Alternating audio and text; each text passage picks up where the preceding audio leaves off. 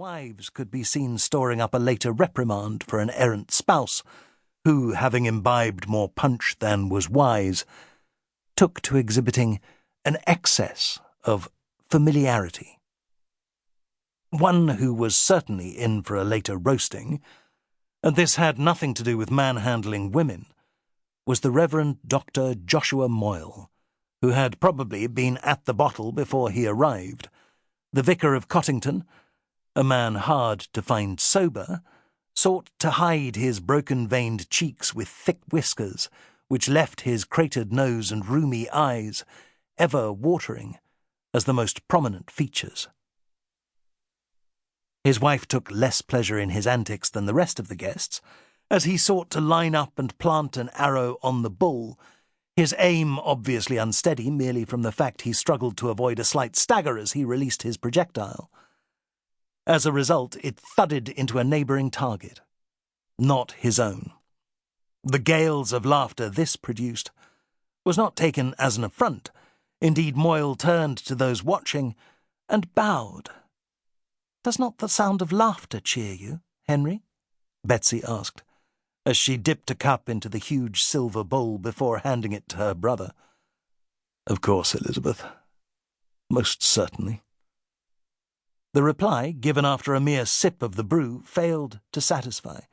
Betsy felt slightly frustrated, for despite her best efforts to place her brother within the orbit of the unwed females present, he had yet to fully engage any of them in a meaningful conversation.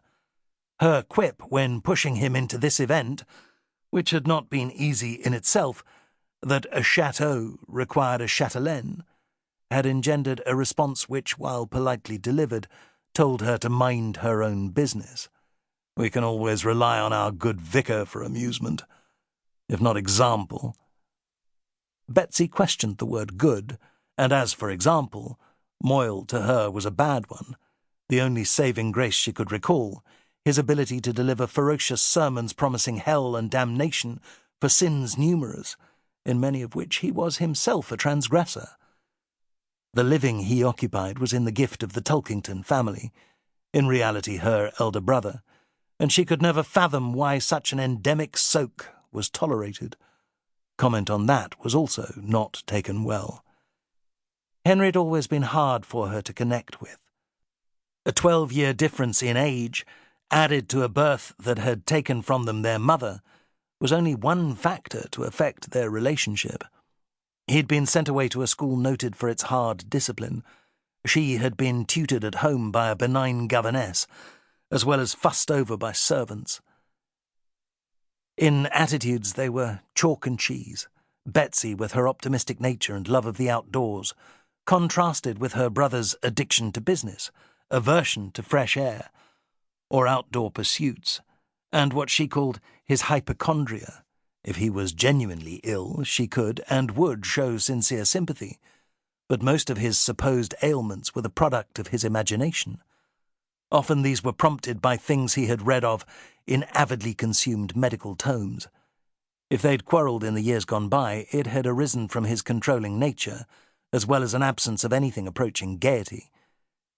With their father also gone by the time she grew to maturity, he had been the head of the household and so sought to act in loco parentis to assist her in tending marriage, one who was having none of it.